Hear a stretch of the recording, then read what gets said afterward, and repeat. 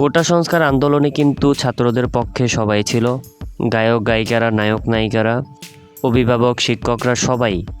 কিন্তু দুজন ব্যক্তি তাদের পক্ষে ছিল না।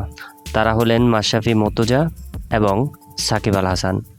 তারা আওয়ামী লীগের এমপি।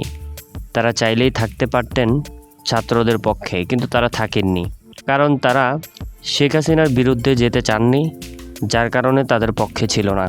এবার এই বিষয়ে যখন প্রশ্ন করা হয় আসিফ মাহমুদকে, তখন বর্তমান ক্রীড়ামন্ত্রী বলেন, আমি মনে করি এরা দুজনই চোখ থাকিতেও অন্ধ, কেননা তারা চাইলেই পারতেন আমাদের পক্ষে কথা বলতেন, কিন্তু তারা কথা বলতে পারেনি, যার কারণে আমি তাদেরকে বলবো তারা অন্ধ, তারা ভালো মন্দ বোঝে না।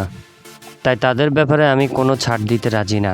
তাদের সঙ্গে আমার কোনো কথা নেই, তারা তাদের মতোই চলুক, এমন কথাই বলেছেন বর্তমান ক্রীড়ামন্ত্রী আসিফ মাহমুদ।